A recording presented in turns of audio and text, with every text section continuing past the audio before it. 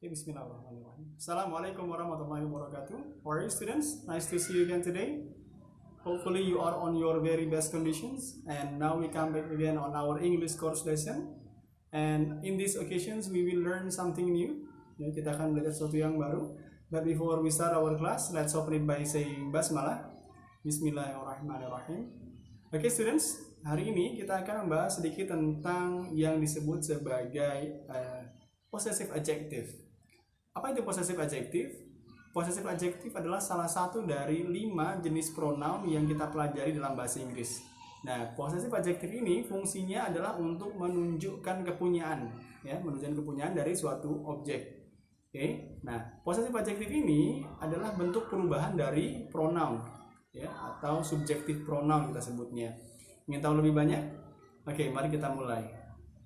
Oke, untuk pertama kali sebelum kita masuk ke possessive adjective, kita perlu mengulang sedikit materi tentang subjektif pronoun. Apa saja mereka? Subjektif pronoun terdapat 7, ya. Ada 7 subjektif pronoun yang perlu kita ketahui. Yang pertama adalah I, you, they, we, she, he, dan it.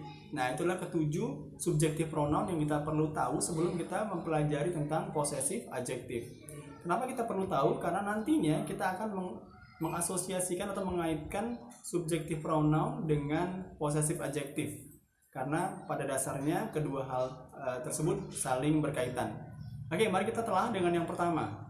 Subjektif pronoun I, jika diubah menjadi possessive adjective, maka akan menjadi my.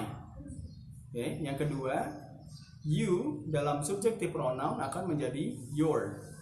Berikutnya adalah they yang berubah menjadi their, lalu we menjadi our, she menjadi her, he menjadi his, dan it menjadi its.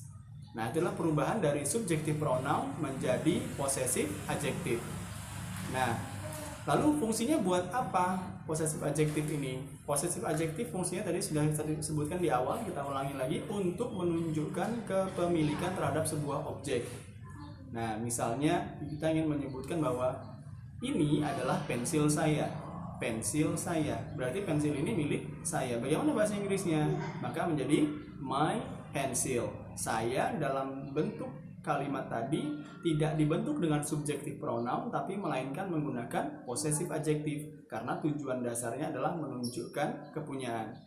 Apalagi contohnya, misal kita ganti menjadi seperti ini. Ibu memiliki sebuah oven baru. Itu adalah ovennya.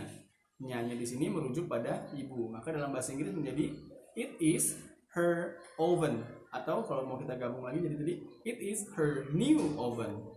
Ya begitu ya. Jadi tujuan utamanya adalah untuk menunjukkan kepunyaan. Aturan apa yang perlu kita perhatikan ketika kita menggunakan possessive adjective? Yaitu pertama adalah possessive adjective selalu diletakkan di awal atau sebelum kata benda yang kita sebutkan. Contoh tadi buku saya menjadi my book. Kata my adalah possessive adjective, diletakkan di awal sebelum book kata bendanya. Contoh lagi misalnya kata your pencil. Kata your dituliskan lebih dulu sebelum kata pencil sebagai kata benda. Dan masih banyak contoh-contoh yang lain. Jadi pada dasarnya possessive adjective digunakan untuk menunjukkan kepunyaan terhadap sebuah objek dengan aturan diletakkan di depan kata benda yang ingin ditunjukkan. Okay, students, that's all for today's meeting. Thank you so much for your attention. Assalamualaikum warahmatullahi wabarakatuh. And don't forget to keep practicing at home.